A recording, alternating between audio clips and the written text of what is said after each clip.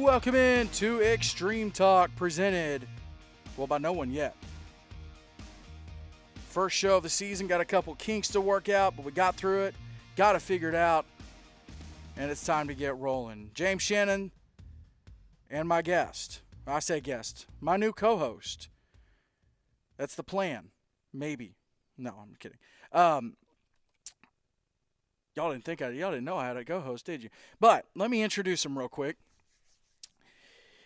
He's a former starter in 8-man football. He's an All-American. He's a guy that's been around the game. He knows the game. I'm excited, who knows, maybe to have found my A.J. Hawk, the A.J. Hawk to my Pat McAfee. Ladies and gentlemen, you've heard him on some of our broadcasts doing color commentary work, and I'm excited to have him on board this season. Ladies and gentlemen, without further ado, Mr. Blake Biggs. Blake, what's up, dude? Hey, James, how are you? Man, I'm going to turn you up a little bit, and we're going to get going. So, welcome into Extreme Talk. Football's almost here. We got about a month left before we get going. And what we're going to do today is a couple different things. We're going to recap this past offseason, some of the news that came out. We're going to I want to talk about the games in Gatlinburg in December as well, because even though it was December, the last show we had, let me get my calendar out. I think the last episode of Extreme Talk for last year would have been November 17th. Yeah, November 17th. So, Blake, a whole lot's happened since then. Like I said, we got the games in Gatlinburg that happened, and then just some of the news around 8-man football. I also want to touch on some of the guys who have signed to play college ball out of 8-man. There's been some really and a commitment. There's been some really cool news from that aspect. And then Blake, something I'm excited about, something we do every year, and something you had a big part of, is we're going to talk about who's where, but we're going to do it in a little bit different way. And I don't want to spoil anything. I don't want to give anything away, but it's going to be pretty cool, y'all. It might be the coolest way of doing it. And then it's actually going to tie into social media, and we're going to get you folks involved in kind of in a cool little contest we've got going. So, but Blake, back in December, we had the 2024, seems like forever ago, dude. I mean, forever. But we had the 2024 Gatlinburg All-American Series, or All-American Bowl, and the Rising Stars game and all that. Had a whole bunch of games up there. I know I called, of course, you had the Rising Stars that had 8-man players with in the 11-man format, with some 11-man players. Did you call that one? I don't remember. The Gatlinburg this past winter? Yeah, the Rising Stars game. Yeah, I believe so, James. Believe I was there this. I've slept since then, so I forgot. But yeah. No, I'm just kidding. But we had the Rising Stars game.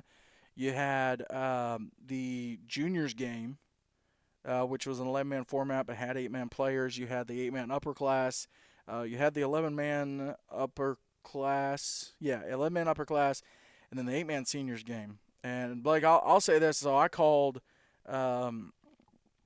the juniors game and the 8-man upper class game, and they're both phenomenal. The upper class had a comeback. The 8-man upper class, the juniors game had a little bit of a comeback. The upper class game was a little more one-sided. But Blake, the 8-man seniors game that you got to call with Spencer, I mean, what a ball game, dude. Yeah, man, that was a lot of fun. It's always good to come back and do those games in Gatlinburg. It's really pretty out there in the mountains of East Tennessee, and it's a fantastic venue, fantastic field. It really is a privilege to get to go there and be able to cover those games. But yeah, no, there's some great talent within both 8 and 11 man in these smaller private schools, James. And I'm just glad I get the chance to be able to cover it. But like you said, it was a fantastic finish. I don't quite remember the score of the game. Do you have a? Let's see. Let's get it pulled up. Let's see Yeah. where.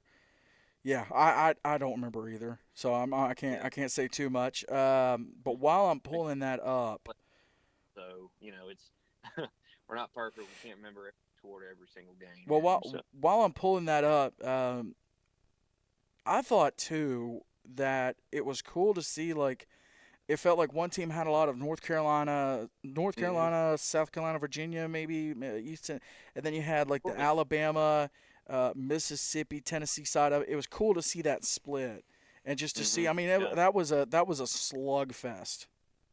yeah. And I thought it was pretty interesting to see. There were some. You said like North Carolina, South Carolina, Virginia on one side. There were some like Louisiana kids on that side Yeah, too. yeah, that's true. A couple Arkansas, sprinkled in. So you get some kids in different time zones. So it's a very diverse is the word. I'm not real big on that term, but I feel like that's It gen- was. I feel like it was well split up. yeah, it was well split up. I mean, that might be one of the better games that we've had in Gatlinburg in a while in terms of like how it was split up and how hmm everything was coached and just it was great. Like I said, the Yeah, juniors game was good too, but this one I feel like was just next level. yeah, James. I don't know if you remember my my senior year when I got the chance to play in it. Yep, Um, yep, Everyone was saying, oh, it's just Evangel Ezekiel on one side, and then everybody else on the other. And it ended up being like a really, really good game. Um, Even though one side may have been more towards Alabama, Alabama maybe a little bit of Georgia, then it was kind of everybody else. It's good. It's good to see that, and you get not only do you get at these games a chance to talk to rivals, so to speak, like players from other schools, players within conference. Like I played against some of my buddies at that week. I played against. They're from is not Ezekiel, Evangel or not Evangel. Excuse me, Ezel Harding. yeah, yeah, yeah.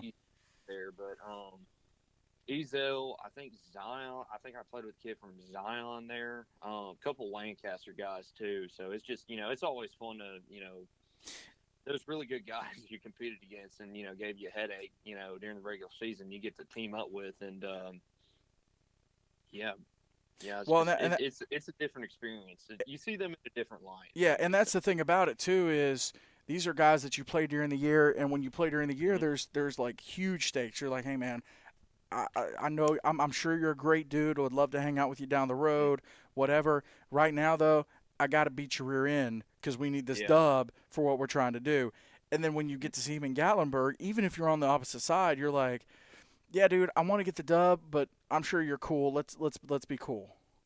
You yeah, know, it's a little bit different vibe. But yeah. I got it pulled up. So the 8-man seniors, it was 48-44 with Team Courage getting the win and Team Courage having guys from, let's see, it'd be Tennessee, Louisiana, South Carolina. So I was completely off on the split. Um, Tennessee, Louisiana, South Carolina.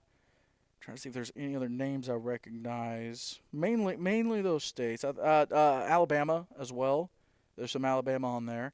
And then the other side had Georgia, South Carolina, or Georgia, North Carolina, Virginia. So that looks like that was the spread. But 48-44.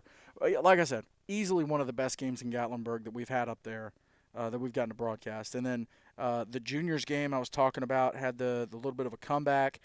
Um, that one was 50-40 with Team Stars getting the win. But like I said, there was a comeback in the game. Team Stripes was ahead, and then able to pull some rabbits out of some hats in that one. So really, I mean, good football, but always it's a great. I mean, get Rocky Top has it set up. That is how Yeah. you close out the year, is an event hmm like that, and that's something that 8-man football hadn't had ever Really, yeah. until we started doing the All Star game in 2016, and then even then that was just Tennessee, so it wasn't like a full representation. And then when Rocky Top Sports World took over, it was just it's next level, dude. If y'all have never experienced the All American games and Rising Stars game, and all that, and they had the cheerleaders up there too, trying to recognize them. So if you've never been up there to experience it, man, I highly encourage you go check it out because it's a blast. It's a real Yeah, blast. yeah, So we had those games in December, and then let's see, we had the games in December. I'm trying to think if there was any other. I know I said there was news, but I'm trying to think of the news. Um, I know there was team movement. We'll get to that here in a minute. I mean, I can speak from firsthand. So SEEK, Southeastern Extreme Conference. Um, One thing we kind of had to sort out was we did not have any kind of a transfer rule in place, and a lot of conferences do. Some conferences don't. I've talked to a couple conferences where the teams are a little more spread out. They don't have to worry about guys going from one conference to another. Um, but that was something that we had to hammer out during the off season, around the first of the year, kind of figure out, hey, how are we going to handle this? So, got it handled.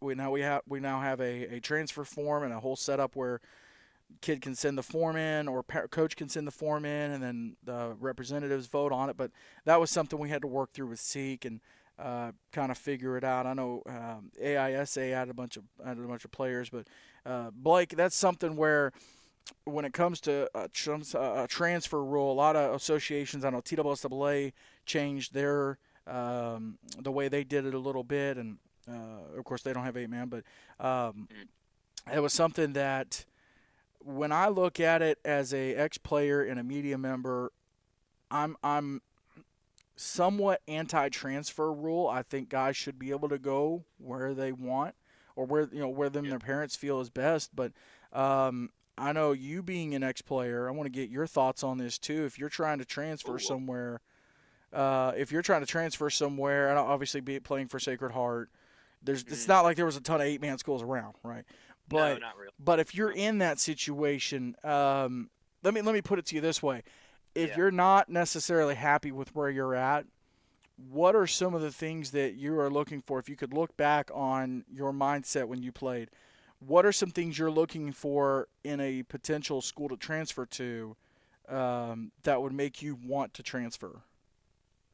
Okay, okay. I like that question. I like that question a lot. Well, James, like you said, it's kind of what if. I enjoyed my time there at Sacred Heart, but if I never had Blankenship, I mean, Jeremy Blankenship's probably one of the one of the reasons I stayed there. Great guy, great guy. Great guy, awesome, loved him. He was a fantastic football coach too. Um, yeah, even better person. Anywho, um, yeah. So what I'm looking for, let's say I wasn't happy at whatever school, team, program beforehand. Um, can I ask, is there like a certain situation? Like, am I not getting playing time? Is the school just not fitting my personal belief? Like, what? Well, let's do a two-part question. Okay. What would make you want to transfer out, Hmm. and then what would you be looking for in a potential transfer? Because me having played, Lord, 14 years ago, 13, 14 years Yeah. ago, Hmm. it's complete. It's completely different for me. And I was also a bench warmer. I was a second string bench warmer. You were Hmm. starting. You're all married, so a little bit different situation. But yeah, let's do a two-part question. What would make you want to transfer out, and what would you be looking for? Okay. So what would make me want to transfer out the most is I remember my sophomore year we didn't have a team. Just the school at the time, their athletic focus was somewhere else. They didn't really Just say it. It was basketball. yeah, it was basketball and it was baseball, and just everything else is kind of swept under the rug. And I was kind of upset about that. We had in the past, we did co-op with another school in town, but it went against conference rules, and we ended up stopped doing that. Got And busted. so we kind of lost those kids. We kind of lost those kids. We lost those bodies. And then we had a big my freshman year, we had a big senior class leave, and just it was kind of perfect storm for that to happen. Obviously, not having a team kind of sucked, having to sit out a year. But I think the biggest thing that make me want to leave is the culture of the team. If it's not there, if the team doesn't really care to win, if no one's showing up to practice. And James, like, I'll be honest, I've been on teams where it's both. Like, I don't want to be here. I don't really care if we forfeit the next, 5 games or not, or we want to be here, we want to win. Talk about my Yeah. junior year, it was like that, like light and day. My junior year, we struggled a bit because of low bodies, people were getting hurt. And it was just like a why should I be here thing. I don't know if I ever talked to you about this, but I'd actually started a golf team up in my Really? school. Yeah, TLSAA golf is during the fall. So not only was I playing football during the time, I was managing my own golf team and Wow. practice and doing. Yeah, I was doing all that. And it kind of rubbed me the wrong way that there's kids who are perfectly capable of playing the sport that were just like, I don't want to do it. Like, it's either my mom said no, or it's I just don't want to do it. I'm too lazy. Basketball is my thing, baseball, soccer, whatever. That was just kind of frustrating because we had guys who were 6'2", capable of being really good in open space. They were quick, but they just didn't want to play. And I really didn't care about being around quitters, honestly. Yeah. So when when you say like leaving out, like what would make me want to transfer? I don't want to be around losers, man. I don't want to be Yeah. around quitters. Just I apathy can't in do that. general. Just apathy, just Yeah. complacency. I can't really do that. That's just my personal belief. Now, what would make me transfer? Let's say I do transfer. Let's say I do transfer out. Let's say I'm trying to think of a team. Okay, let's say not even Sacred Heart. Let's say a school like South Haven, hypothetically, and I get up and move to Memphis, and say the Nighthawks are still around. Right. Got a good program. They got a good culture. They got a great coach. Um, At least back in the day when they had football. at least back in the day, we're Yeah. just talking Yeah. Yeah. hypothetical Yeah. here. Um, One thing I'm looking at is obviously program. How do the kids show up to practice? Are these guys I would like to be around with? Are the I know kids in high school, they can be a little bit cliquey. Not really where I went. Everybody just kind of hung out around everybody. Right. But again, like I was saying, like the 9 day difference between my junior year and senior year is like it's like the team before was completely gone. Right. Everybody wanted to be there. Everybody was at practice. Everybody wanted to win. And so in this instance, I went to a team that wanted to win. You know, everybody's there at practice every day. Everybody's on time. You know, fully committed unless something which stuff does happen like doctors visits and stuff.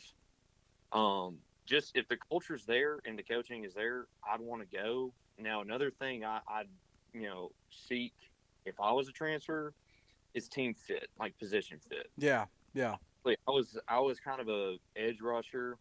I played mostly D end, but I loved to drop back, play linebacker a little bit. Blankenship tried me out, but he was just better. He was like, I just want to leave you on the end and let you go. Just let me rip it off, and I ended up being okay. Yeah. Um, and so if I see a need there and I see the culture, at said position, I'm gonna want to go there. If I can compete there, if the team's winning. Trying to think what I'm saying. Also, like I kind of said with coaching, you know, is the coach going to play me is a factor, but what other positions is the coach going to let me play? Right. One thing I always wanted to do in high school is I wanted to play a little bit of running back, and I love Blankenship to death. Um, I was still a little bit mad at him. He didn't let me play running back, but honestly I was fine with it because we had Trey Trull Yep. and Yep. Marius Walker in that backfield, and Cam Yep. Claybrooks as the third, and that's a really solid. That's a That's a top three right there. Yeah, that's a really solid depth in the backfield. And then we had a guy named Blaine Koontz. He was a really solid linebacker. He was just a miniature guy to hand the ball off and truck somebody. And then I was the fifth guy, so I didn't mind that, but I definitely think I could have played a little bit of running back and tore it up. So that's also something I feel like players would consider is like, okay, am I going to play, and how much am I going to play if I come here, and how good are we going to be Right. if I come? So, Yeah, it's something I never had to deal with, but I mean, yeah, it's definitely something that there's a lot of thought that goes into that. yep. So you had the games in December. We had to figure out transfer rules. Our boy Spencer graduated college, got his doctorate. So now we have to call him Doctor Thompson. No, I'm just kidding. I don't call him Doctor Thompson. You can if you'd like to, but I'm right. Uh, good. Something else, not to drag the mood down, but something else that did happen this past off season was we lost somebody super close to the game of 8-man. He was close to homeschool football and 11-man football, and he was somebody that had a massive impact in that world, in that sphere. And I was blessed to call him a friend. We first started talking probably around 2016 or so. I'd have to pull up the message again, but I was looking at the messages the other day and seeing how far back I went. I think we started talking on Twitter or Facebook or something, then we would text, and then, but we lost Mr. Hank St. Dennis, and obviously thoughts and prayers definitely went out to the family. He hadn't been doing very well for a while, but it was something where, man, he was hanging in there. He was just making it happen. I still have my last text from him where he was watching our broadcast in November, and he's somebody that we're blessed to be able to do a lot of cool things during the season. The broadcast the games in Gatlinburg. We get to he was kind of the one that made it happen for us to be able to go down to Florida and broadcast that tournament, and he welcomed us with open arms. He was always very hospitable. And Mike and the whole family, his son Mike and the whole family. Mike runs it now, but they've been the same way over the last couple seasons, and really look forward to keeping that relationship going. But I was blessed and honored to be able to go down to the Celebration of Life for him, which had to be rescheduled several times, but back in March. But he's somebody that meant a lot to the game, and even if you never played in the tournament, like Blake, you never got to play in the tournament, but I think my senior year we could have, but right. I think opted out. Well, but I was saying you didn't get to play in it, but Sacred Heart did play in it several years ago. And with you having been in Sacred Heart for the longest time, and just hearing the stories about it, it has an impact on a program for a long time. Correct. I mean, you had to have heard stories about guys that went down to Florida, and just how the competition level and the experience, and it's something that it's super unique, and it's tough, and a lot of people have a problem with the way that it's set up. But teams have been going down there for years. I think the first year they did it was, or at least the 8-man side of it, I think the first year they did it was like 2008, 2009. I'd have to double check that, but just been doing it for a long time. And but he was someone that meant a lot to the world of 8-man football. A lot of coaches counted him, considered him a friend, and he would talk. He did the rankings. I talked to him a lot. He was a big supporter. I'd always reach out to him with the shows and with the broadcasts and say, hey, what do you think about this? What are your thoughts on that? And we would bounce stuff off of each other. And so that was pretty heavy to lose him. But I know the family is keeping it moving, still doing the tournament. Matter of fact, Blake, I don't know if you've seen some of the promo stuff they've put out for the games. But they've got some really cool promo videos and some stuff that they've come out with for the games in November. See, okay, you said the promos. Is there like an Instagram that they have? Facebook. Facebook. Okay. Yeah, so their Facebook, I think it's like National 8-Man Tournament. Hang on, let's see. It's not. It's got kind of a long name. National High School Tournament 8-Man Football is the official Facebook page. And then they've got some really cool promo videos that they've put out. So they're keeping it going, keeping it alive. But But yeah, really doing a great job with it the last couple of years. I know they just sent out an email the other day, a couple of weeks ago, that they're working on some field stuff and they're working on some scheduling stuff. So just doing a great job with this. So I look forward to staying connected with them. And like I said, it's a cool way to end the not it's a cool way to end like the regular season for teams. Now Gatlinburg is a fun way to just end the year, but Yeah. Florida is a top tier way to end the season. And then just with some of the games we got, I mean, just the games last year, like the national championship that went to overtime or double overtime. I mean, it was just, I think it was double between Pack and Freedom. Just great ball games that they had, and the semis were good. The consolation was good. So, I mean, Hank built something super special down there in Panama City Beach, and he'll definitely be missed. And I look forward to doing something for him in his honor this year, maybe in Florida in November. But James, I know you said with the tournament, I think this is something, I don't see why people opt out of it. If anything, I think coaches at a smaller program who want to get their players to the next level should opt into this. I mean, this is it's all across the South, and I think teams from California and Oklahoma and Louisiana just all over the place. Yeah, so just get your players some recognition.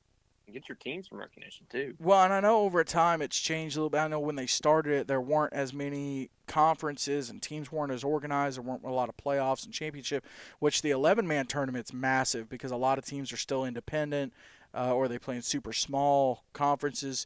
And it's a little bit different now. Pretty much everybody's in a conference for the most part. They've got playoffs and championship. And originally, I think it was created to give teams a playoff and a championship, and it's a different situation now. I know a lot of conferences, their championship games are actually the week of Florida or after Florida just because how many teams and how late they start. So there's a lot of factors that go into it, but I would love to see people embrace something like that a little bit more. Even if it's just to get some fun matchups. We had some fun ones last year with River Oaks coming in from Louisiana. I'm trying to think first-year teams that were there. Coastal Hurricanes were there for the first time. Southern Christian was there for the first time. East Central. So really cool new matchups, fresh matchups that Tennessee Heat and East Central had never played before. So they got to play. James, correct me if I'm wrong. Didn't River Oaks have two guys signed to play at Ole Miss? One guy signed to play at Ole Miss, and then another guy. And I was actually going to hit that here in just a second, but yeah, I mean it's like I said, he's got something special that he helped to create, and the family's going to keep it going. Looking forward to helping Mike St. Denis as much as it can, and helping with the tournament. But I was trying to see if there's anything else that happened this off. Oh! I don't know how I missed this, Blake. There was something massive that happened this off season, and it was that here with 8-Man Extreme, we have started a YouTube network. If you haven't seen any of the announcements, so what we've done is we've created YouTube channels, and it's called 8-Man Extreme Tennessee, 8-Man Extreme Alabama, 8-Man Extreme North Carolina, so on and so forth. I think we did, let me look at it, we did Missouri, Arkansas, Louisiana, Florida, Virginia, North Carolina, Tennessee, Alabama, Georgia, South Carolina, and Mississippi. So 11 states.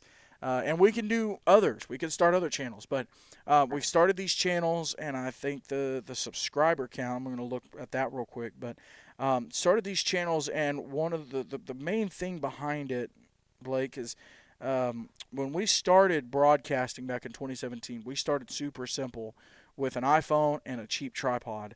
And that's something that I want to help people get started, even if that's where they have to get started.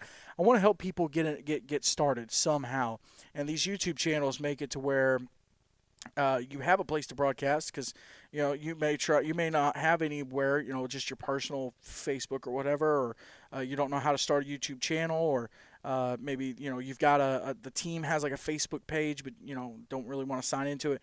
This is a place that you can broadcast to it. Each team has an assigned manager, someone that runs the channel, and so they're going to have an opportunity to broadcast games to that channel, and it helps. Speaking of Florida, it helps Mike St. Dennis and his crew when they're evaluating who to invite. Gatlinburg, that's a huge deal because Andrew Capps and the folks over there, they can watch the broadcast, and they can watch more than just a highlight reel. They could actually watch film of guys and while they're analyzing, and the nomination committee can look at it. So it's a pretty big deal. It's really cool that we were able to get that going. And obviously 2 teams signed up for it right now, Real Life Christian and the Augusta Eagles. A couple more teams or possibilities. Like, I'm looking at the subscriber count. Right now, Alabama, imagine this. So Alabama's in the lead. 8-Man Extreme Alabama has 20 subscribers. 8-Man Extreme Florida has 19. And then Tennessee and South Carolina are tied at 8. Gosh, okay. So need a few more subscribers, and the reason I say that is you have to have 50 subscribers on a channel to be able to use a mobile device. So need to get the subscriber count up, but we're very, very excited about that this season. And if you'd like more info, you can reach out to us. But that was something really cool to be able to do, Blake, and right. It makes it to where if you've got an alumni, a parent, a sibling, administrator, whoever wants to just grab a phone and a cheap tripod, just film the scoreboard after the quarters and after each score. But it gives you an easy place to get started. I don't think it gets easier than that, Blake. Nope. And might I mention, there's, I think, 31, 32 teams in Florida. They're parents, get some parents together, get some friends together, and just go subscribe to it. Just help out your state. Get it up there. Let's go. Like I said, Alabama and Florida are in the lead right now. All right. So, trying to see if we got everything that happened.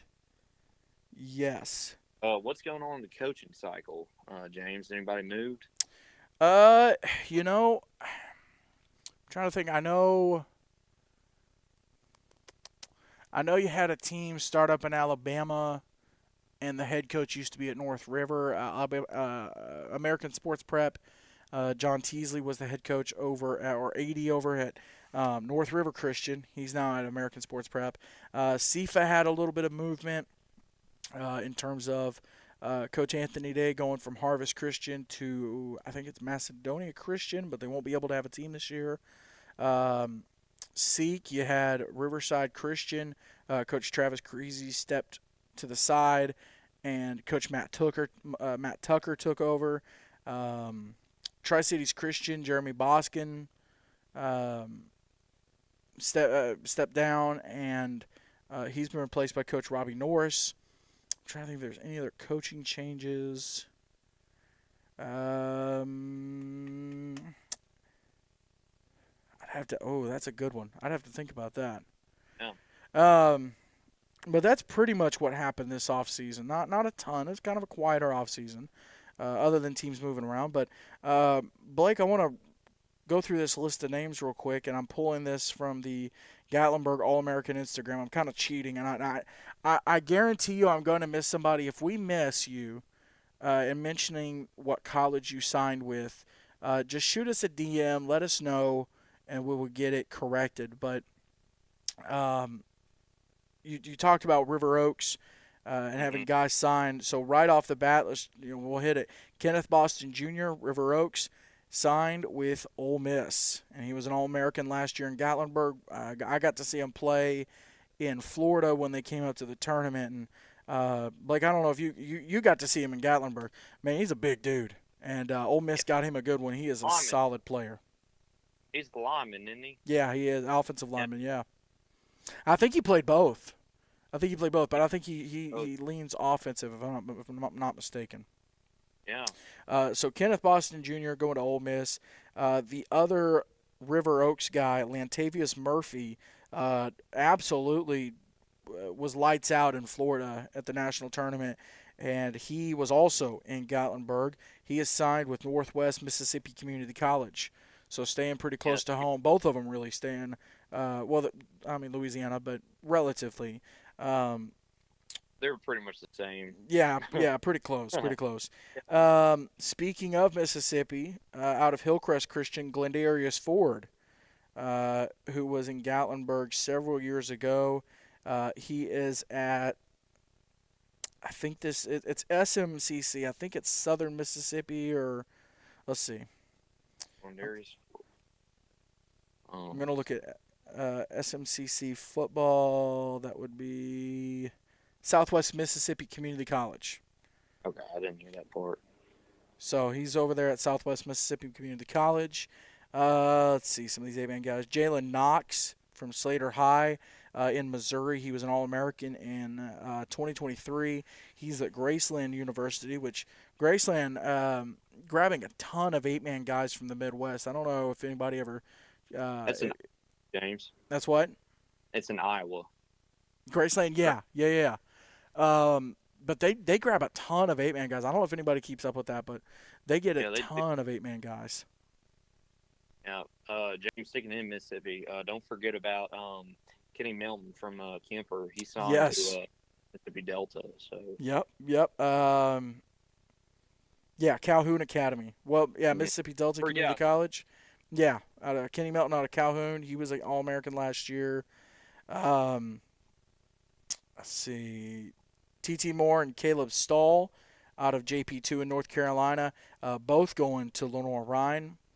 Will Welch from Evangel Christian there in Alabama. 3-time All-American, 2022 Rising Stars, and then 23 and 24 All-American. He went to Hendrix College to keep playing ball. Let's see here. Tyler Schifferns from the Fort Wayne Crusaders up in Indiana. 2-time All-American, and he signed with Indiana Wesleyan. Blake, you would have gotten to see him play. He was a lineman in that seniors game. He's a big guy. He's one of those guys that moves bodies, with little effort. Let's see. Colin Wood from the Coastal Hurricanes. He is a 8-man in Florida. Do what? I think Ty Cobb is 8-man in Florida. I think so. Or no, excuse me, he's an alumni. Sorry, wrong guy. Keep going. No, you're good. You're good. Christchurch. Colin Wood, Coastal Hurricanes. He was 2022 Rising Stars 24 All-American. He's at Reinhardt University. Rhett Driggers from Southern Prep was an All-American last year. He's at Brevard College. Let's see. A couple guys from Wayne Christian, Jeremy Myers and Jackson Sorry. Sorry, a 2-time All-American. Myers 1-time.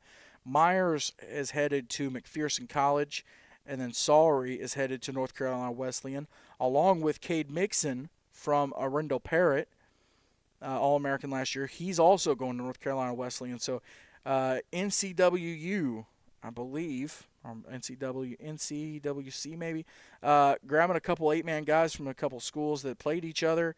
It's pretty cool, Blake. You get on campus and you go, hey, I recognize you. Hey, I recognize you. And you played each other, and nobody else knows who you played for, but you recognize each other.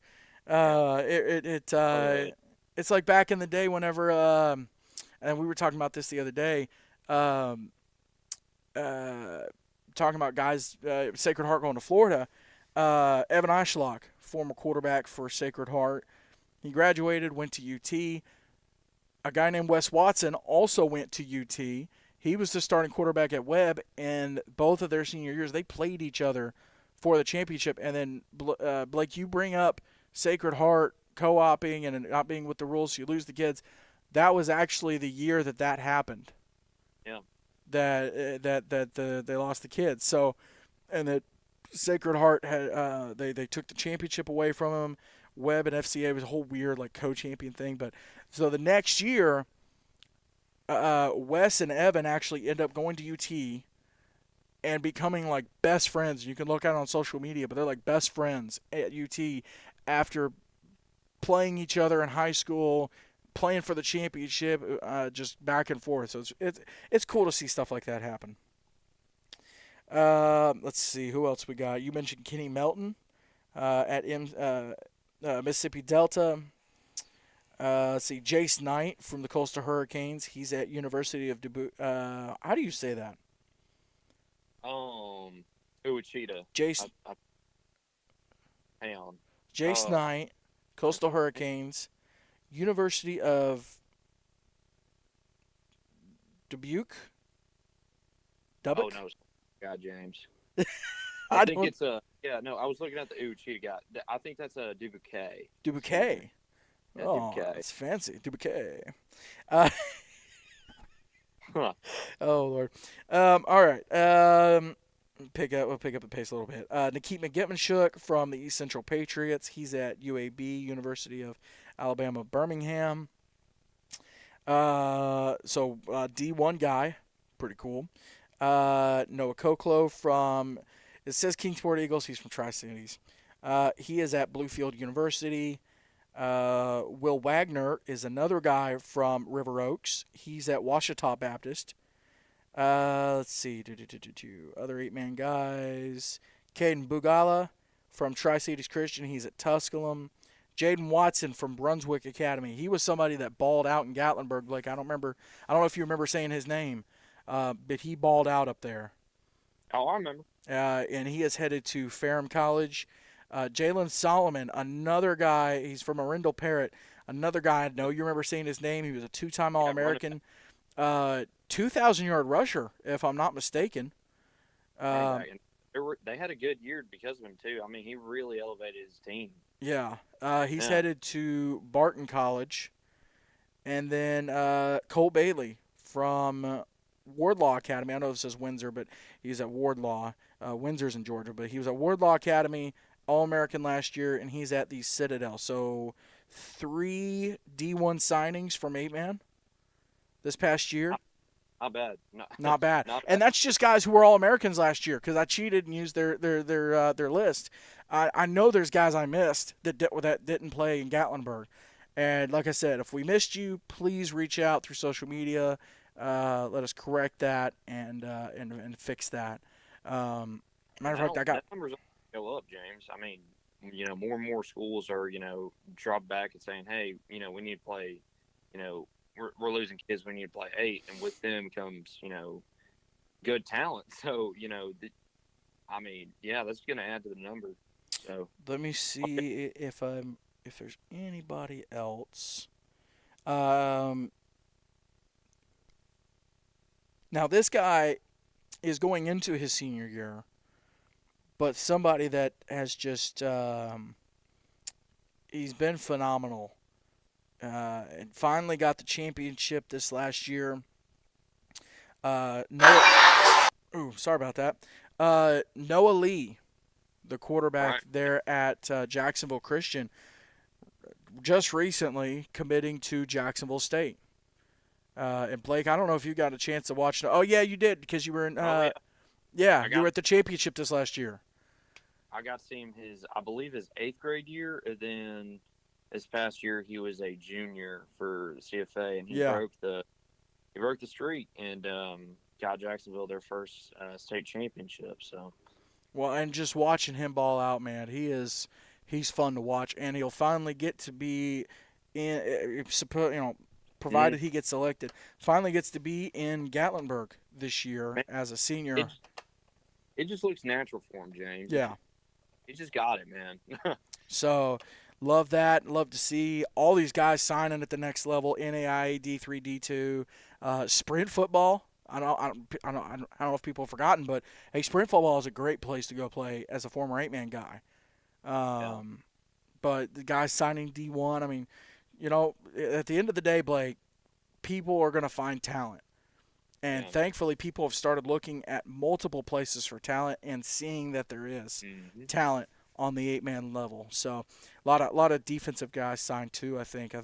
College coaches like to see that. But yeah, so congrats to all these guys that have signed to play at the next level. I'll be looking forward to keeping up with all the ones who have signed in the past, looking forward to keeping up with them.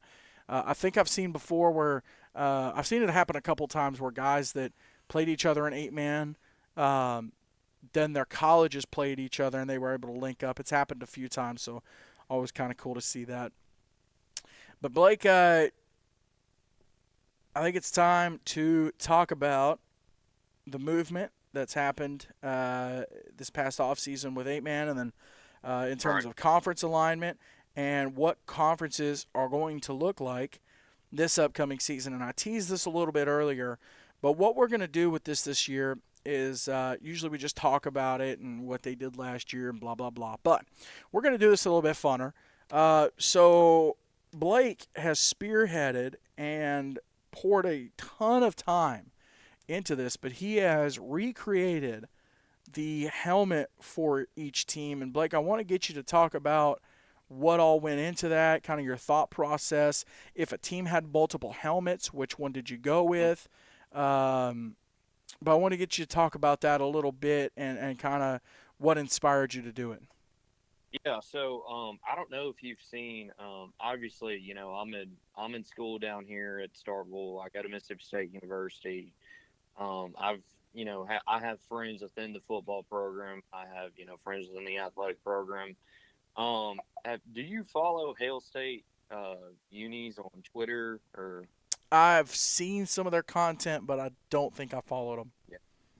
They've got some fantastic designs, and that's something I kind of, I saw and I was like, hang on, what if I do this for, what if I do this for 8-man? Because, I see, obviously Missouri 8-man Twitter, they have a great thing going on. Yeah, I love to see those. Yeah.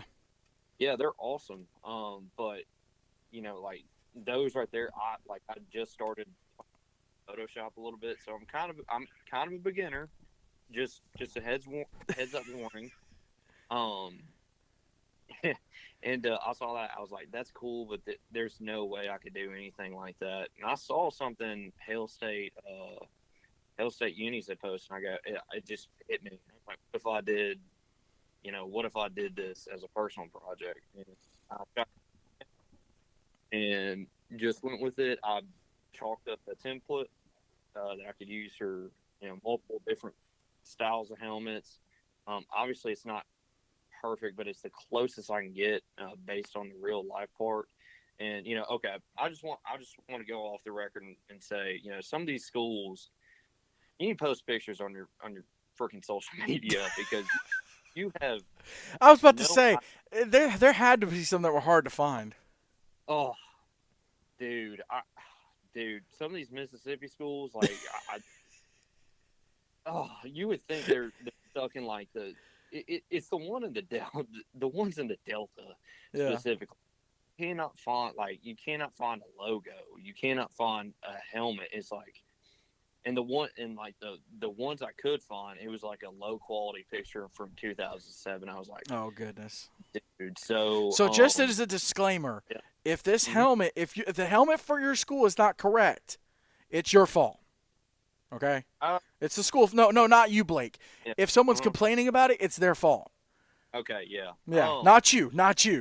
Yeah, because Tennessee was well documented. I remembered what most of them looked like others where there's like no social media. I did a lot of my digging on Facebook, and I swear, like, I had, oh my god, like, you would think the school, like, it was just like just a pre-K or little like an elementary like school, 1995. Yeah, well, it was like they would just post like pictures of kids in the first, second grade. Here's our 50th day of school. Yada yada yada. There was nothing about athletics. There was nothing about the high school. Just nothing. And I was like, I know y'all have a football team. Like, post about the football team. Post about the baseball team. Like, just it's like, why are you gatekeeping what your helmets look like? So if these aren't the exact helmets that your school has, I'm sorry, you got your school social media to blame. Yeah. Well, and you can reach out. You can reach out to us on social media. Give us a little bit of help, and we'll fix it. Yeah, give us an idea. Preferably a logo and a picture I can reference and we'll get that straightened out. But most of these are up to date. It's based off the 2024 season. Yeah. So if your team has got a new looking lid, please send it our way, and Now, I will more than happily update it. now if last year a team had 2 helmets, how'd you pick which one to do? Ooh, I know you did multiples of a couple, but yeah. there were some that Mm. had multiple. I that's where I kind of got into like the digging part is like I would go to Facebook and see like, okay, did this team wear a helmet for one game only, or did they wear it as their primary? Because I know Right. some would change out the sticker, Yeah. but so I just picked, hey, what's found on the internet. If there's more of that from last year, I chose that one as your primary. So All right. So what But- we'll do is we'll go through this conference by conference, and if a conference is split up into like South Carolina and Georgia has Region 1, Region 2, so we'll do that. And like Seek has divisions, but we're just going to go through the whole conference. yeah, But what we're going to do, Blake, is we're going to pull up, and we're only going to do about half of the conferences today. We'll do the other half next week. But we're going There's to go too through. Do what? there's way too many, James. There's a lot. I mean, we're going to go through 1, 2, 3, 4, 5, 6, 7, 8, 9, 10. Yeah. And that's counting, like Skisa having 2 regions. There's some independent teams in South Carolina, independent teams in Georgia. So we'll go through all of these. And then what we're going to do, Blake, is we're going to pick our top 2. hmm And folks, what we'll do is on social media this week, probably Instagram and Twitter, we will post pictures of our top 2, and y'all will get to vote between them. We're going to do that this week and next week, and then the third week, what we'll do is we're going to come up with a bracket, and have you guys vote off so the best helmet that you guys vote from ACEL versus the best helmet from AISA. And those two will go head to head that third week, and we'll just kind of go through it little by little. And we're going to figure out what the best helmet in 8-man football, at least here in the South, is. Like you said, Blake, Missouri's got a great thing going. So Yeah. we're going to let them do their thing. But we're going to figure out what the best helmet is. And I mean, we could go worst helmet, but I mean, I've seen some bad ones, so there's no point in, I've seen the white helmet with the white face mask, and it's like, man, y'all didn't even try, dude. Yeah, Y'all didn't even not try. try. So, Man, come on. so the first one we're gonna go through. Let's see. Let's start in Georgia, Blake. right. Let's look at the independent teams in Georgia. Well, that's kind of easy because there's only 2. There was Stewart County, but I don't think they're having a team this year. And honestly, Blake, these 2 are pretty solid. I don't know if you can see on the screen, Baker County and Citizens Christian. I don't think the viewers can see it on the screen yet, James. Let's see, might be a little bit of a delay. Yeah. Well, if they're watching, Oh, there yeah. it is. Oh, yeah, there is. Okay, yeah. There is a Yeah, here. delay. I forget about the delay. Yeah. So I'll have to change it. I'll start talking. There we go. All right, Yeah. there it is on the screen. Baker County High School, one of the 2 public schools that had 8-man, and then Citizens Christian there in Georgia. This one's pretty easy, Blake. There's just the 2 of them, so we'll put the 2 up, but both of them are solid. Very. I'm vibing with them. So we'll put Yeah. those 2 up on social media. Let's look at GIAA. Gaps, of course, last year switching to 9-man. So they've got 9-man, and I think they still have 11-man. But GIAA, the only 8-man conference that's just in Georgia. You do have CIFA, which is Georgia and South Carolina, but and I think North Carolina too, maybe. But do what? Just have got to let us know. What's If that? They want to do 9. I mean, I'll grind out those helmets. They just got to let us know. There you go. All right, GIAA Region 1. So we'll go through the teams in Region 1. So here in the middle, you see Westminster Schools of Augusta. They were the team that finished best in that region last year. They actually played for the championship game against the champion from Region 2. But Westminster Schools of Augusta, they're in the middle, and again got a freaking delay, so I gotta There we go. switch it and wait for a second. Did it switch? Yes, it switched. Okay, all right. So Westminster Schools of Augusta here in the middle.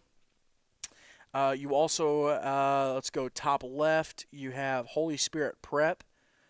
Middle left is John Hancock Academy.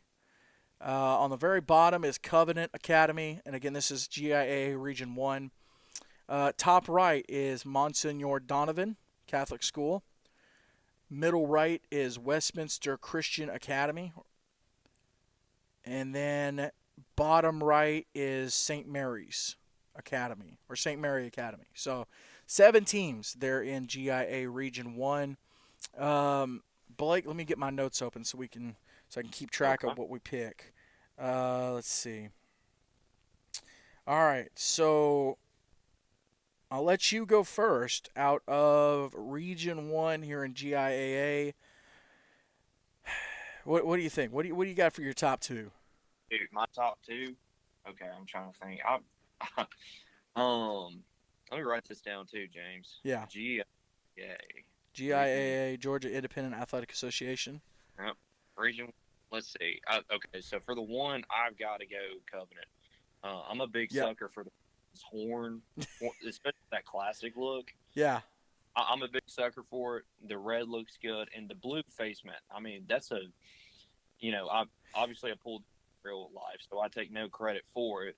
But that's a beautiful way to incorporate 3 colors right there. And it's Merca colors too. Yeah. Yeah. And it's American colors. So I think for number 1, I got to go Covenant, and then. Man, this next one's tough, James. I'll give you mine. Okay, it's got to be Westminster Schools of Augusta, right in the middle. The black with the blue face mask, the dub, the stripe, the one in the middle right, Westminster Christian. It's a close running, but I'm a sucker for a black helmet, and then the blue face mask. So I gotta go WSA as the second team.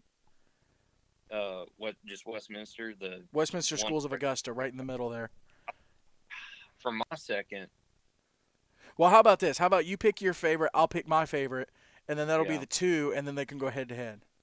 All right. Let's do that. All right. Yeah. So you've got Covenant, I've got WSA, and then again, that's GIA Region 1.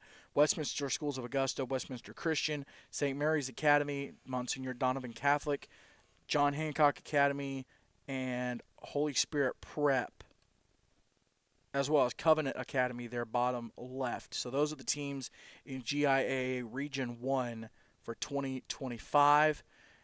And then I'm going to switch this over to Mississippi, 3 Mississippi, 4 Mississippi, 5 Mississippi. Let's see what the lay is. 7 Mississippi, 8 Mississippi, 9 Mississippi, 10 Mississippi, 12 Mississippi, 14. Is it really 15 seconds? Did it switch yet? Let's see. Here it is.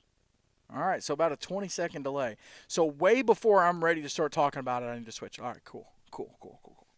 Good to know. All right, so this is GIA Region 2, Blake, and there's some solid ones in here. Let's run through them. Yeah. So in the middle, kind of like we did with Region 1, in the middle is the team that finished best last year. That's Sherwood Christian, and they were the overall GIAA 8-man champions. They beat Westminster Schools of Augusta, and they were the champ of Region 2 last season. But so you got Sherwood Christian right there in the middle. Blake, I don't know if you know this, but do you know what's special about Sherwood Christian? What is special about Sherwood? You ever seen a little movie called Facing the Giants? You're gonna kill me. I have not. I know. No way, dude. No, I have not. No, Allie has made fun of me for that. So that is something we're gonna sit down and watch this week. So that's not the first time I've got that, James. Oh my gosh, bro. Okay. Well, in the movie, there's a Shiloh Christian. Right. Shiloh Christian is based off of Sherwood Christian, the logo and everything, because the church that's tied with Sherwood Christian is the church that did all the movies. No way. That's incredible. Yeah. So when you see the stadium, the uniforms, the helmet, all that, that's all from Sherwood Christian, but they call it Shiloh Christian in the movie. Dude, that's awesome. Yeah, That, yeah, that, yeah. I found out about that and I was like, that's wild. All right, so GIA Region 2, you've got, let's go top left, that's Westwood Academy. In the middle left is Vidalia Heritage. Bottom left, that's bottom middle, bottom left is Memorial Day. Top middle is, hang on, which one is that one? top left, I think that's Crisp Academy, if I'm not mistaken. No, top middle. Top right is Crisp. Help me, Blake. Top middle. Is that DEA? Top middle. Is that David Emanuel? I guess I could have had it pulled up too. We did have it listed. Crisp, but then David Emanuel's the Eagles. Okay. Yes. Yeah, so that's David Emanuel Academy there. Mm-hmm. I guess I could have clicked on it too because I did sort it out. And then we mentioned Sherwood, and then bottom middle left, if that makes sense. That is Georgia Christian, right? Nope. Okay.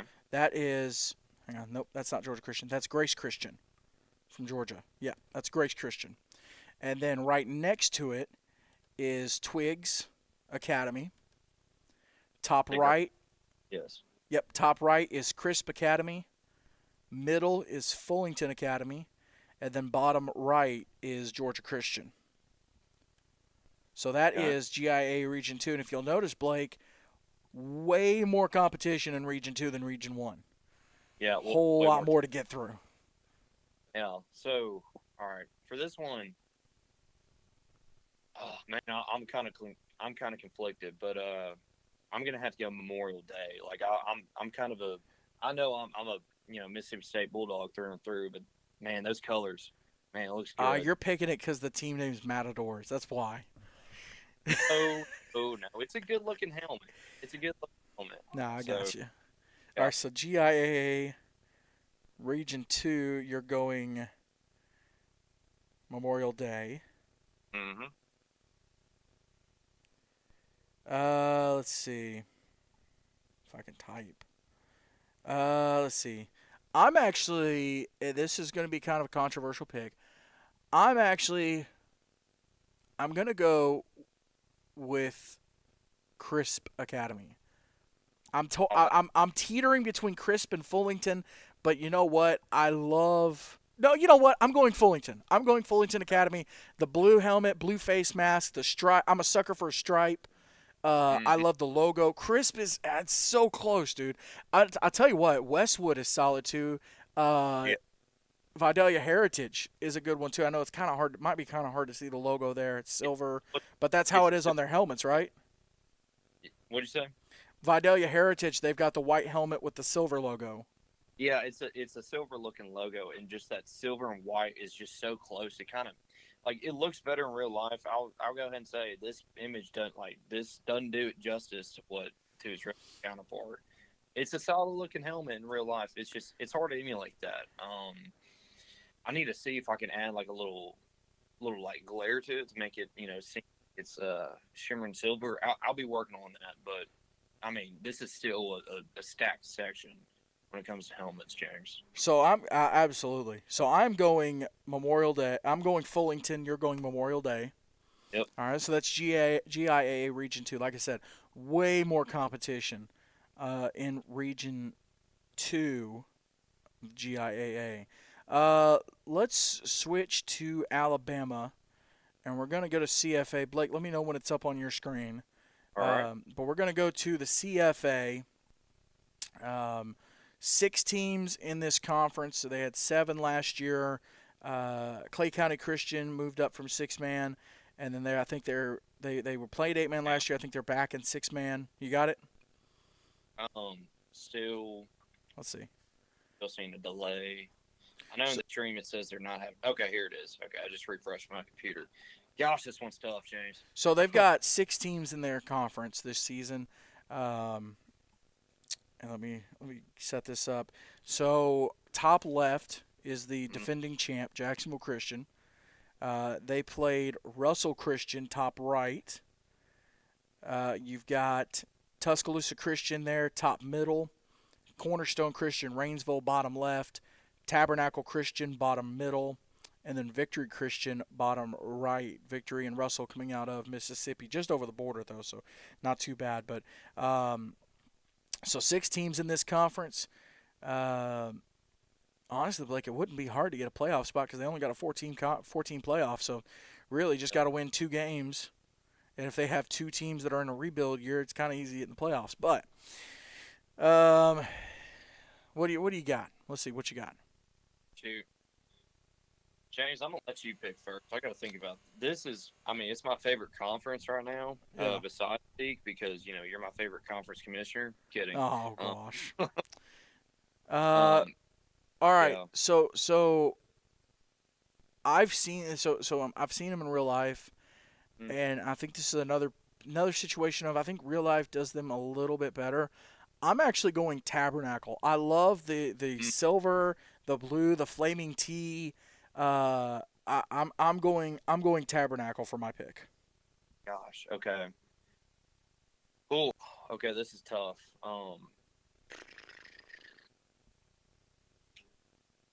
So okay, I'll go ahead and say Jacksonville is just the Chargers, just changed up the colors. You're not wrong.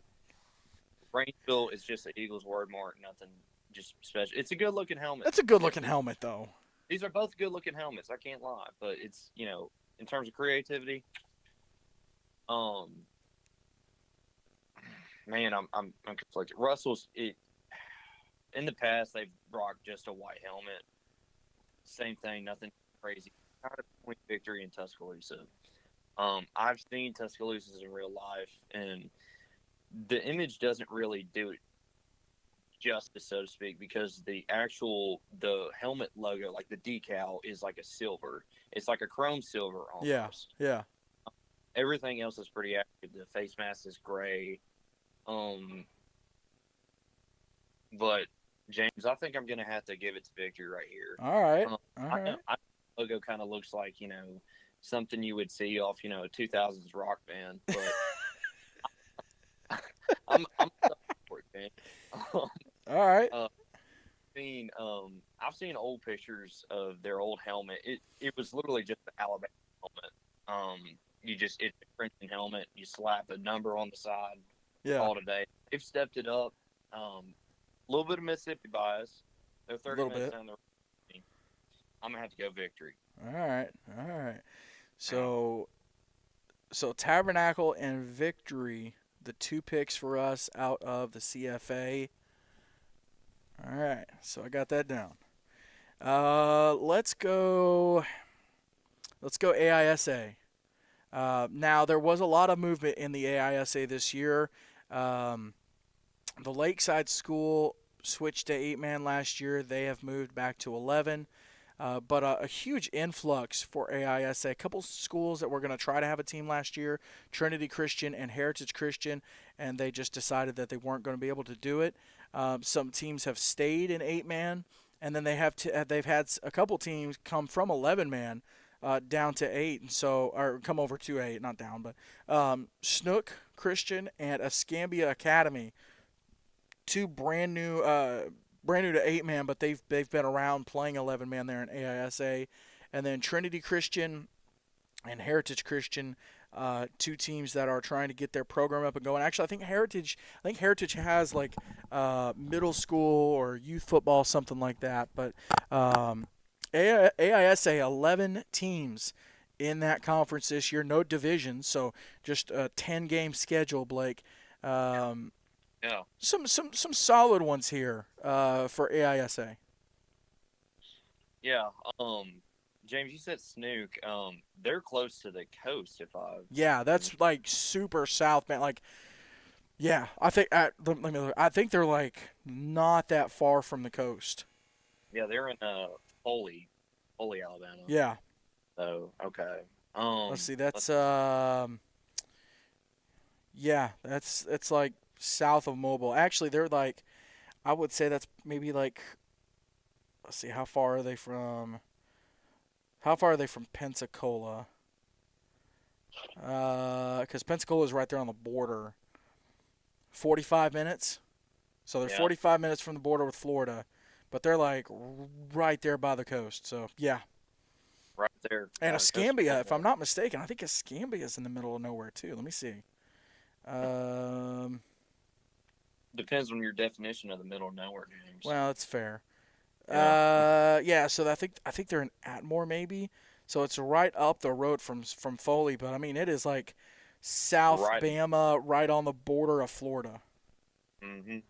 I mean, it It's in is that. way down there, and it's crazy too, cause like, so let's say Escambia and let's say Springwood. Let's do Springwood School. You're looking at 2.5 hours for Cornerstone Christian. Let's see, Cornerstone Columbiana. About 2.5 hours, so a little bit of a road trip to get to some of these schools, Blake. But I love to see AISA 8-man growing. I mean, and even with them losing Meadowview Christian and then Lakeside deciding to not play 8, Right. 11 teams might be, and again, it might be one of the bigger conferences other than like maybe SCISA or GIAA that are split into two regions. But yeah, I mean a whole lot of. It got way tougher for Cornerstone to go back to back to back. They're back to back right now, but to go back to Yeah. back to back, it got way tougher for them. But Blake, what you got? Man. Okay. I tried to stall a little bit and give you a couple extra minutes to look. No, I already know. I'm gonna go on record and say Southern Prep has the best helmet here. However, it took me so long to find that logo. It is the most. I feel like it is one of the most iconic looks in A-band football. Because I mean, you never really see that S logo anywhere. I had to, James, I had to get the logo. I had to ask ChatGPT to pull the logo off a physical helmet picture. Wow. Yeah, and it came out seamless. I mean, I had to edit it, fluff it up a little bit, but Yeah. just because that it's the best helmet here, in my opinion, I'm gonna have to go Macon. Macon East, yeah. Macon East Academy. Oh well, I guess I did forget to run through it real quick. Okay, so here's the teams that are in AISA this year. Cornerstone Christian School Columbiana, Macon East Academy. They were the champions last year. They're the back-to-back champions. They beat Macon East Academy here, top middle. Macon East Academy. Springwood School is top right. Evangel Christian is middle left. North River Christian is dead middle. Southern Prep Academy is right middle. And then here on the bottom, left to right, is Snook Christian, who just came from 11-man. Trinity Christian, first year having a program. Heritage Christian, first year having a program. And again, Heritage Christian, we pulled the helmet off of previous pictures of youth football or middle school football, whatever. Trinity just taking a guess. They've never had a team, so just throwing it out there. Maybe a white helmet, that's their logo. Could be. No shade on Trinity, but we don't know what your helmet looks like. And then Escambia. Yeah. And then Escambia Academy here, bottom right. So there's all 11. All right, so your pick is Macon East. Yeah, it would have been Southern Prep, but dear God, it was so hard to get that logo. I mean, I'll jump through Lord knows how many hoops for that. So, yeah, sorry, Macon East. I'm surprised you didn't roast North River and Evangel for being NFL ripoffs. Yeah, I mean, But I don't know. I've that blue and they have that stripe makes it a little bit better, but But speaking of which, I'm going Evangel.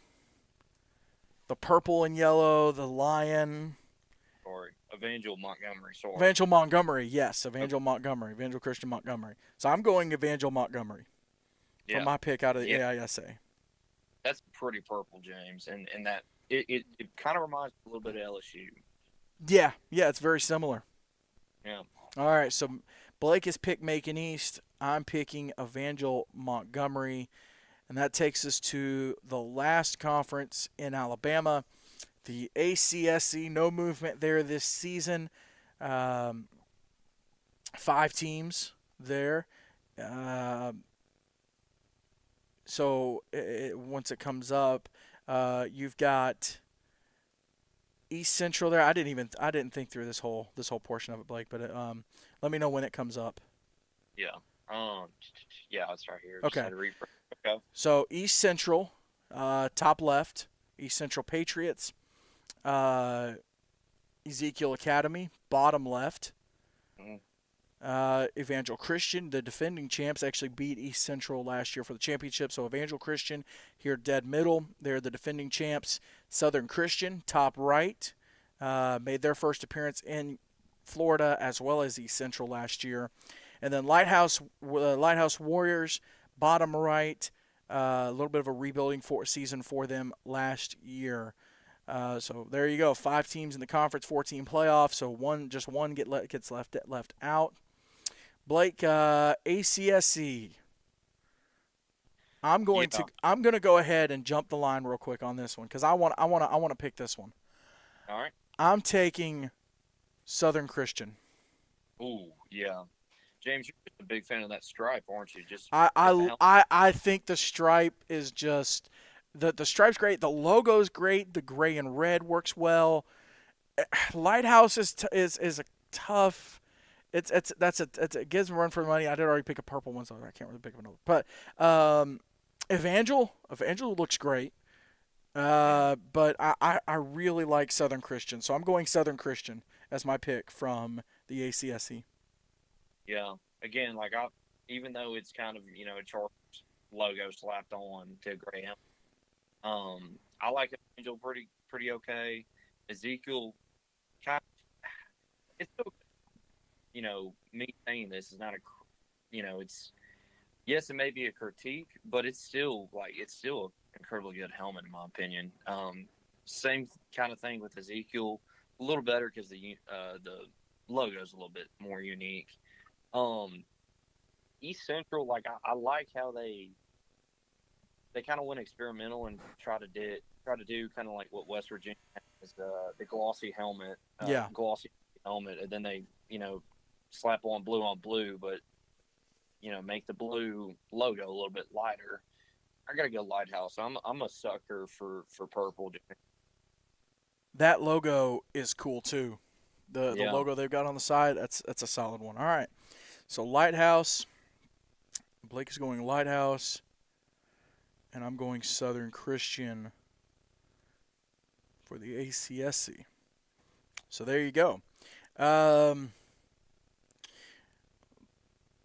Let's throw it all. Let's change it up a little bit, and let's jump to Louisiana, Blake. We're going to talk about the ACEL, the Association of Christian Educators.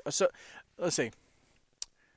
I think it's Associated Christian Educators of Louisiana.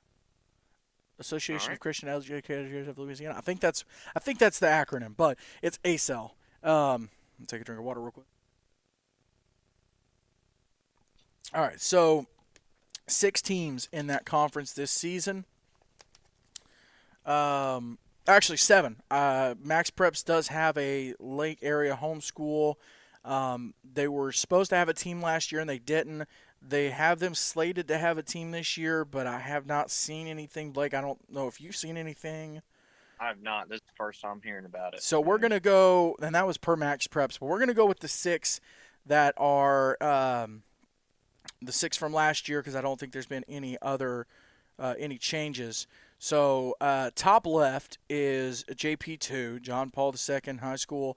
They are the defending champs. Blake, I don't know if you got a chance to watch that JP2 Acadiana Christian Championship game last year that went to overtime, but oh my God, I've got to send you the link, dude. What a ball game there in Louisiana. I got to send you the link for that game. Please do. And you could just watch the overtime, but it was back and forth. It went to overtime. What a ball game, dude. It was incredible. So JP2 there, top left, and my automatic lights kicked off. See if I can turn the lights back on. Hang on a second.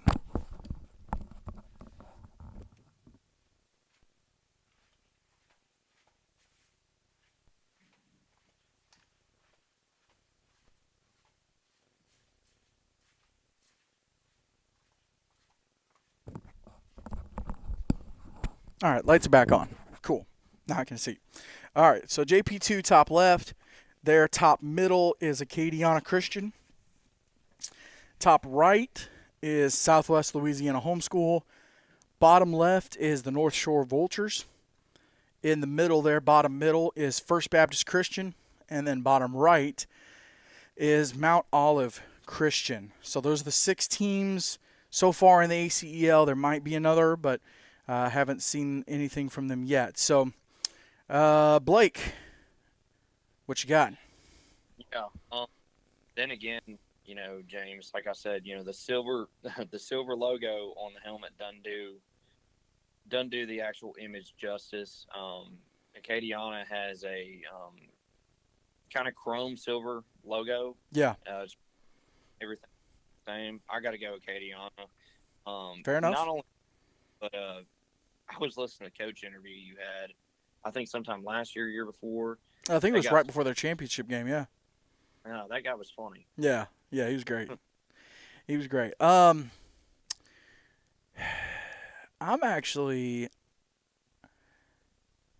torn between 2 of them. You know what? I'm gonna do it. I'm going North Shore Vultures. I was torn between North Shore and Southwest Louisiana, but I'm going with North Shore. I think the Vulture logo is cool. Again, they got the stripe. I'm a stripe guy. Not gonna lie. So I'm going North Shore as my top helmet for the ACEL. So 16 playoff, and I think all 6 get in, if I remember correctly. So a little bit different there. Let's jump to Blake. Let's go to Tennessee, or Tennessee/Alabama. Let's go to the Southeastern Extreme Conference, SEAC. Zion Christian in the conference last year, they decided to go to 11-man for some reason that no one understands. And they were going to be replaced by Pleasant View Christian, who used to have football and does not have not over the last several years. I think they started up JV last year. They were anticipating doing varsity this year, decided that wasn't going to work out this year, and so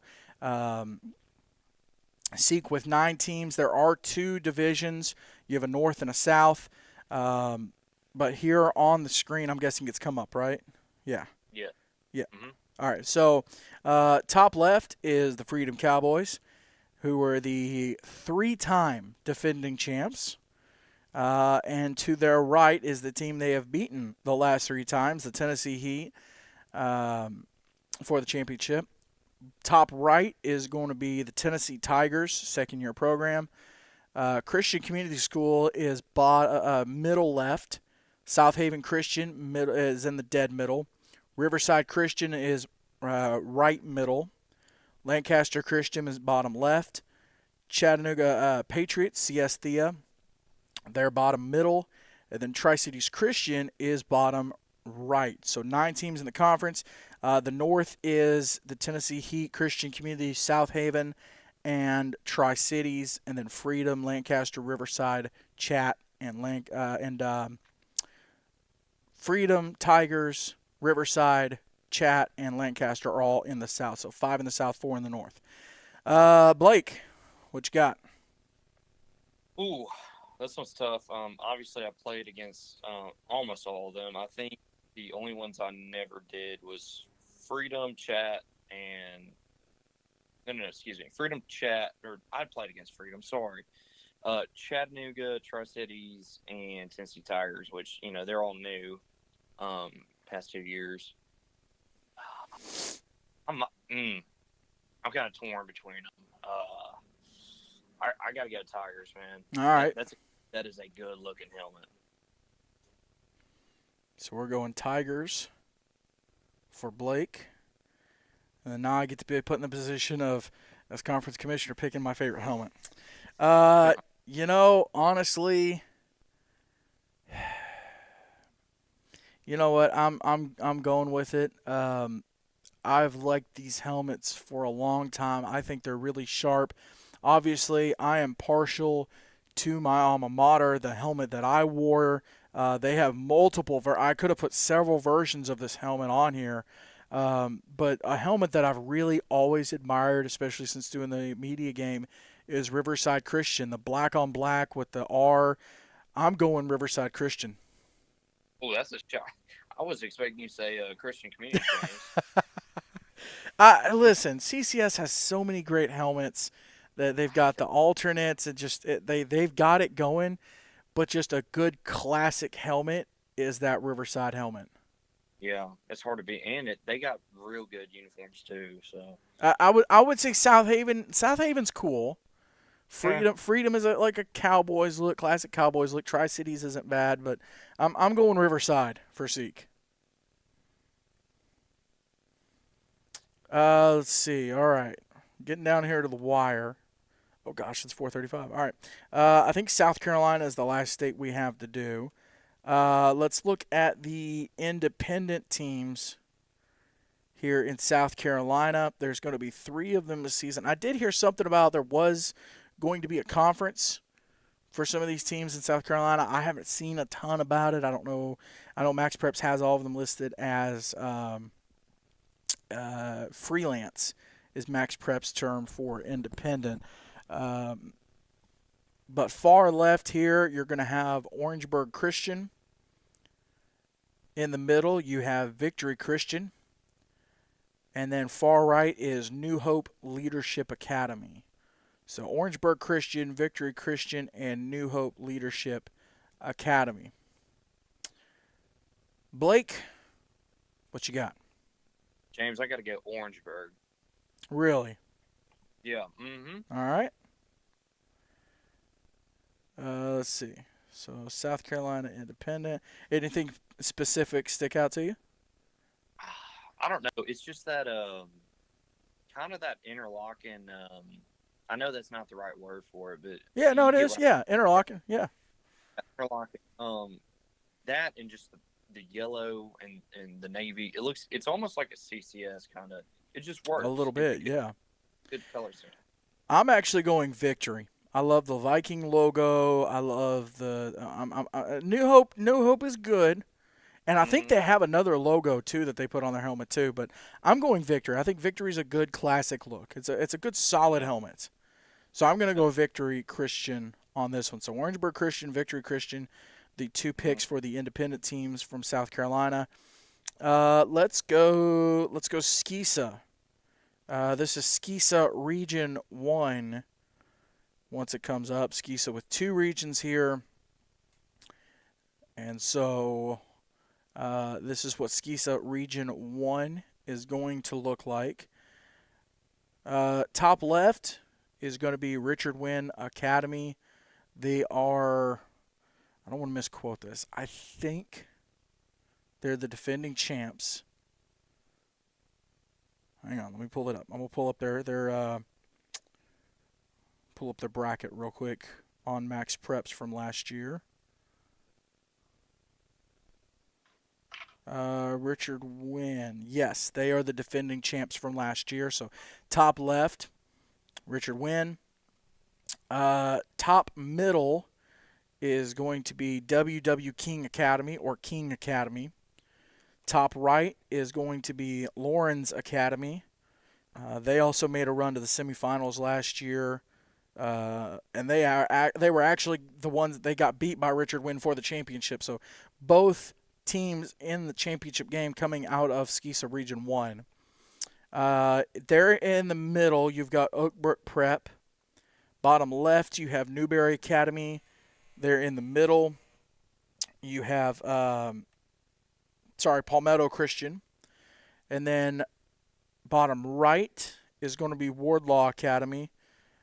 They made a run to the semifinals of the Skisa playoffs as well.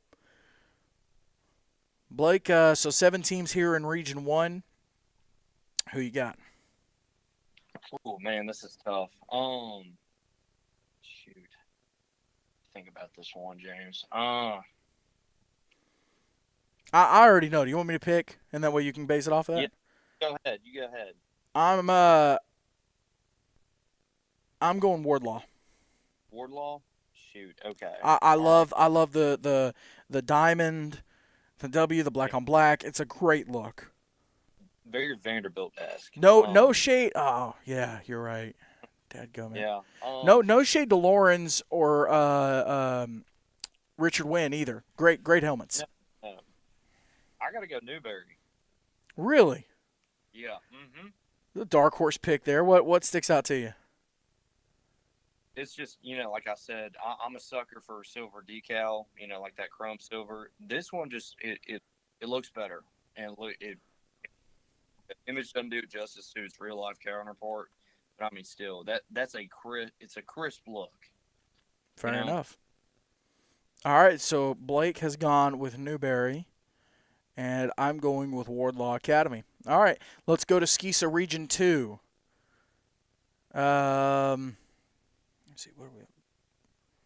That might have enough battery to finish.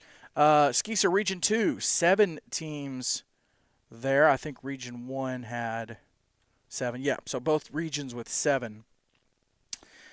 So top left is going to be Jefferson Davis Academy. They made it the furthest out of Region 2, making it to the semifinals, getting beat by Lawrence. So Jefferson Davis, JDA. There in the middle, you're going to have top middle, Cathedral Academy. Top right is Holly Hill Academy. There in the middle is going to be, I believe that's Cross. Nope, that's Conway. They're in the dead middle. Has it come up yet, Blake? Yes. Okay, cool. So there in the dead middle is Conway. Bottom left is the Kings Academy, or Kings Academy. There in the middle is Holy Trinity. And then far right is going to be Cross Academy. So JDA, Cathedral, Holly Hill, Conway, Kings Academy, Holy Trinity, and Cross. 7 teams in Region 2. Blake, what do you got for Region 2? And this one's tough. But James, like you said, you like the stripe. I like the stripe on this one. I got to go Holly Hill. Okay, yeah. That's a good one. That's a very Ole Miss-esque. No, it's not. Let's not get Had to mess with you a little bit. All right. They're So the Rebels. do what? I said they're the Rebels, not the Raiders.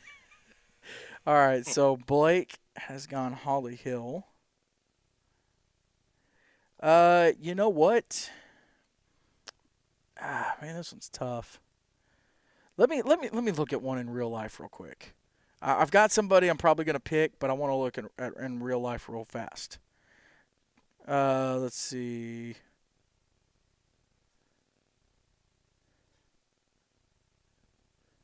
See if I can find. Oh, come on. There's got to be a good picture.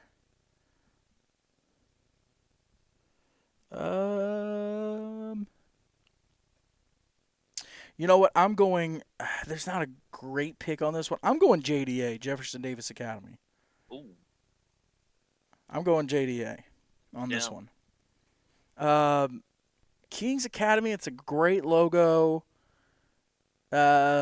Cathedral. That one's solid, but No, you know what? I'm changing it up. I'm going Cathedral. I like the C and A, how it works together.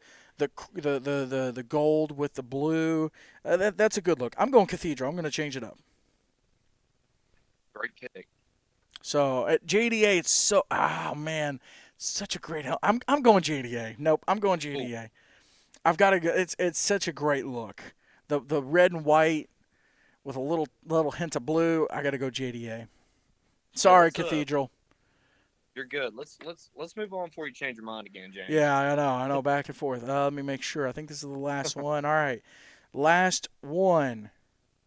SIFA, SIFA, Southern Independent Football Association, and 5 teams in this one. There was a lot of movement around this one this last off season.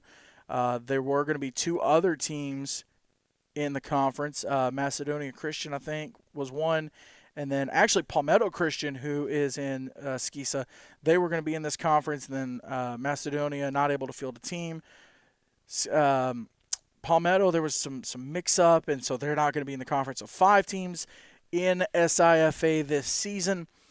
So they're in the dead middle. You're going to have the Pack Panthers. They are the defending conference champs for as long as I can remember. No, I'm just kidding. Defending conference champs. I think it may be back-to-back as well. They're also the defending national champions down in Florida, beating Freedom last year. So Pack Panthers there in the middle.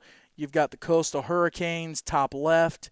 You've got the Augusta Eagles, top right. You have the Carolina Wildcats, bottom right. And then GSIC, Georgia School for Innovation and the Classics, they're bottom left. So 5 teams in this conference. What you got, Blake? James, I'm gonna let you choose first. All right. Well, I'm going GSIC. Georgia School for Innovation and the Classics, the Patriots, bottom left. Great logo, classic helmet. I'm going GSIC. Yeah, that's a solid Patriots logo, James. And again, you with the stripe, man. That's a good way to do the Patriots logo too. Now I will say the Wildcats. It's that the Washington Huskies look. It's classic. Hurricanes, not bad. I got to go with GSIC though. It's 2 days after 4th of July. You got to pick with the Patriots, and like you said, it's a great way to do the Patriots logo. Yeah, James. I'm kind of stuck with this one. Obviously this team, they won in Florida this past year, but I'm not choosing them. I'm going Coastal. There you go. I can't even fault you for that one. Yeah. Mm-hmm. That's a good pick right there. All right. So 7, let's see. 1, 2, 3, 4, 5, 6, 7, 8, 9, 10, 11. 11 conferences and regions that we've picked. There are 12 with the Georgia Independent, and there's only 2 there. So we'll get those posted throughout the week. I may do 2 a day. So we're going to have Blake's pick versus my pick. We're going to let y'all vote on Instagram and Twitter, and we're going to see whose pick is the better helmet.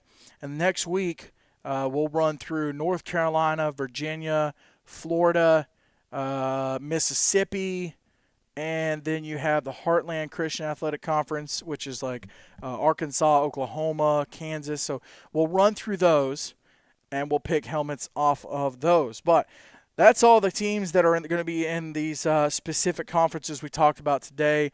Fun little way of doing it. Blake, a huge shout out to you, man, for getting these helmets done, doing a great job with them. And it's not, and you didn't just do helmets, and we'll tease it. Maybe the third week we'll show some of them, but not just helmets of current teams. You did some past teams too. Mm-hmm. So yeah, that'll be cool to keep an eye out for. So maybe the third week here in July. Yeah. Maybe we'll show some of those off. We'll talk about some of the old teams. But and for our audience, if you have if you're a former player, former coach, anything, you have pictures of your team that does not play, 8-man football anymore, whether y'all moved up, school went away, or just could not field a team anymore, send that media our way, and I'll make you a helmet. So go for it. Well, there you go. Well, we had a little bit of trouble getting going with the beginning of the show. Got it all sorted out. I'm super excited, Blake. This is going to be fun this year. There you go. We're going to pick some more next week. Ladies and gentlemen, thank you so much for listening to Extreme Talk presented by Nobody Yet. Maybe it'll change. We'll see y'all next week. Be looking out on social media for these helmets. For Blake Biggs, I'm James Shannon. See you next week. See ya!